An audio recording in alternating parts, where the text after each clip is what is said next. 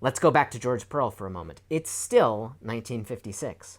The footings and columns were poured, the earth was shaped and compacted, and the dome was poured. After more than 2 miles of steel cable was placed and post-tensioned, the earth was removed from under the dome. And that was when Mr. Wright saw it. Our story is interrupted by the appearance of master architect Frank Lloyd Wright, who former UNM professor of architecture Don Schlegel arranged to visit Albuquerque in December 1956 for a talk at the University of New Mexico. According to Schlegel, Wright only agreed to come because, in his words, there was still hope in New Mexico. Schlegel set the trip up with Wright's personal secretary, never speaking with the man himself until he touched down. I had the pleasure of interviewing both Schlegel and another gentleman who accompanied Mr. Wright from the airport to his hotel, retired SMPC principal architect Robert Campbell. That's Don Schlegel in the photo. It remained one of his favorites until his death in February 2019. Campbell recalled that when Mr. Wright passed by the under-construction Civic Auditorium, he asked to pull over to get a good look at it. Don Schlegel reportedly provided a tour of the construction site. In 1957, a quote printed in a Madison, Wisconsin newspaper attributed to Mr. Wright called the Albuquerque Civic Auditorium the perfect building for the perfect site. He never said this. The Frank Lloyd Wright Foundation insists that they have no record of Mr. Wright ever using the word perfect, not about another architect's work. We had already suspected the quote was apocryphal, though when I joked with architect Bob Mallory that I was going to call this presentation The Perfect Building to be rather tongue-in-cheek, he liked the title. City planners wanted the auditorium to do it all, a perfect building. But of course, the outcome would be far from perfect. What Mr. Wright had said when asked what other architects he approved of by a member of his UNM audience was, "I'm not familiar with the work of other architects. I never joined the profession." However, after his talk, which was detailed by Van Dorn Hooker in a 2011 article for La Cronica, Wright asked to meet the designer of the Civic Auditorium.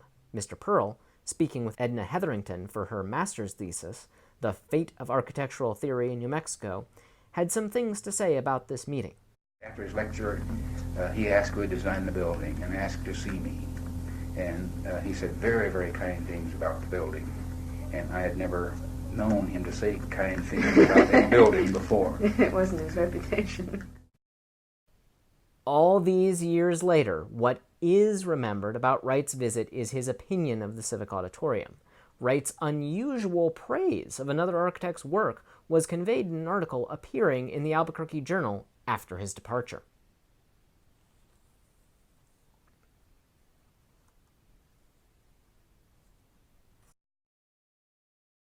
However, this would later work against the building because when it was first threatened with demolition, an editorial suggested that only Mr. Wright would miss it.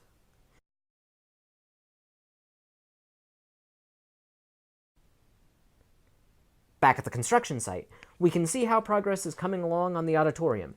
Inside the dome, huge steps of concrete are poured in place representing where seats will be affixed. Gordon Ferguson tells the paper that an accident resulting from the collapse of a slab end of a second-level floor will do nothing to delay the construction. In the scheme of things, it's minor. Nothing is going to stop this auditorium from opening.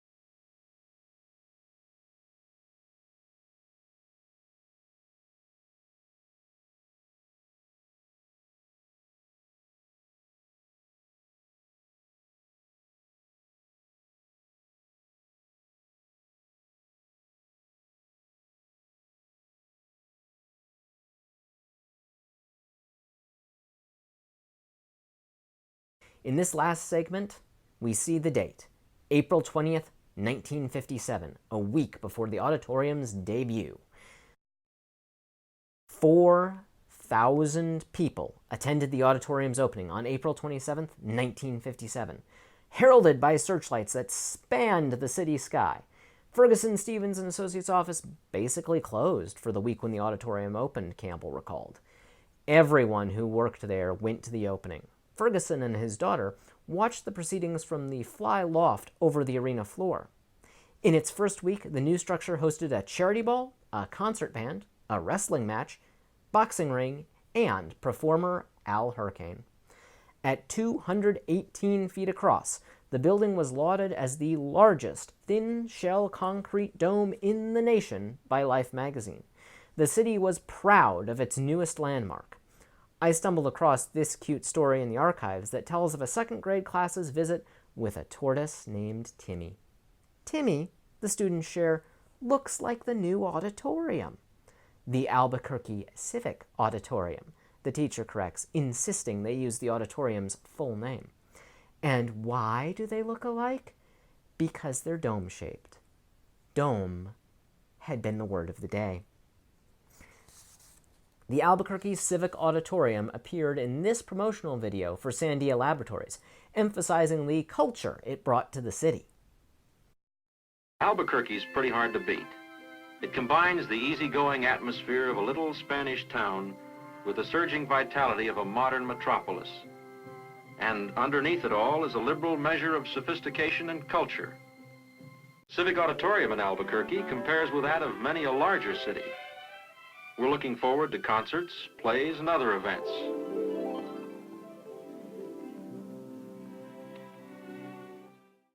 In August 1957, comedian concert pianist Victor Borge joked to his sellout crowd, "When's the bullfight scheduled?" Though his manager quietly declared the auditorium the most fantastic he's ever seen. But despite an article printed 2 days before the opening that stressed the Albuquerque Symphony's enthusiasm about the excellence of the arena's acoustics, complaints about the auditorium's sound performance became audible. That same Madison, Wisconsin newspaper, running a series about auditoriums nationwide, wrote that Albuquerque wanted to stress culture, but is finding that wrestling gets more play because the building isn't suitable for cultural events. George Pearl lamented, "I thought this big space would work well for the symphony, and for opera, as well as for rodeos, automobile shows, and rock concerts. I was wrong."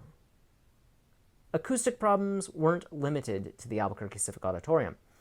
Other mid-century arenas faced the same challenge of balancing flexibility and audience experience. While the auditorium was much more than a concert arena, those events received more publicity than community happenings. The following represent a few memorable anecdotes from the arena's 29-year run.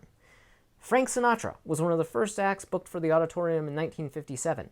After his show, he reportedly said this about how the space was divided for his performance to then auditorium manager Chuck Swan: "You wasted a lot of space, but isn't it beautiful?"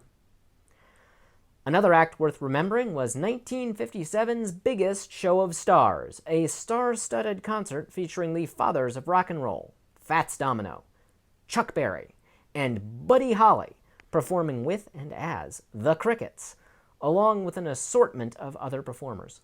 4,000 people, as many as who attended the auditorium's opening, packed the house that night. That show had been booked by Al Hurricane's mother. Hurricane himself sometimes appeared as an opener for such big acts. Chuck Swan was not in place as the auditorium's manager for long. He passed away on the day his successor was announced. Swan had been instrumental in setting up an 8-city auditorium circuit to attract top talent to the Southwest, but never achieved his goal of getting Elvis into the auditorium. The King would never play under the dome. However, Swan had 5,000 of these postcards of the auditorium printed in 1958, calling them one of the best advertising tools we've got. He sent them out en masse to major music talents. In 1959, Bob Hope, in town for a benefit, took one look at the saucer-shaped Civic Auditorium and declared to the crowd, "I don't know when it leaves for the moon, but I want to go." Hope and other friends from Hollywood drew 8,000 people to the auditorium, making it a standing room-only event. Almost certainly the best attended in the auditorium's history. Hope observed, "Ya coulda hung a few more from the ceiling." Former President Richard Nixon visited the auditorium multiple times in the 1960s. In '60, Nixon was campaigning for president against JFK. He insisted that the balcony behind him be opened to those who wanted to hear him speak, after the Secret Service ordered it closed. Of course, results of the television debate had indicated that no one wanted to see Nixon speak. JFK would also speak at the auditorium the same year. In 1962, audiences walked out on performances staged by the city's Broadway Theater League because they couldn't hear the performers. The auditorium manager, Jack Baker, responded, "We can't rebuild the building." His solution was a new civic concert hall, a concept that would be realized as Popejoy Hall. Inside the arena, sound solutions were installed, yet problems persisted. When Popejoy Hall opened in 1966, its emphasis on acoustics signaled a shift in programming at the auditorium. Out went the operas, and in came the ice capades. Longtime Albuquerque residents may have had their high school graduation ceremonies or proms held at the Civic, while others may have danced on its stage, attended a game, a worship service, or received their first kiss there.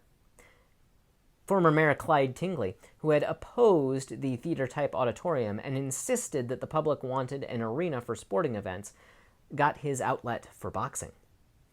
In the 1970s, increased competition from other venues like Tingley Coliseum, University Arena, also known as the Pit, and later the Kiva Auditorium saw many acts bypass the Civic Auditorium altogether. In 1977, as spaces turned away youth-oriented performers for fear of vandalism and violence, promoters booking the auditorium were obliged to pay heavily for a security bond. In 1971, a Halloween dance ended in over $1,000 in damage to the auditorium. To thwart those attempting to break its windows, wire mesh was eventually added to the auditorium's glass windows, and the glass doors were replaced with steel.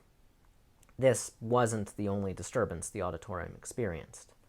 A 1969 editorial claimed that the auditorium had operated in the red every month except one since it was built.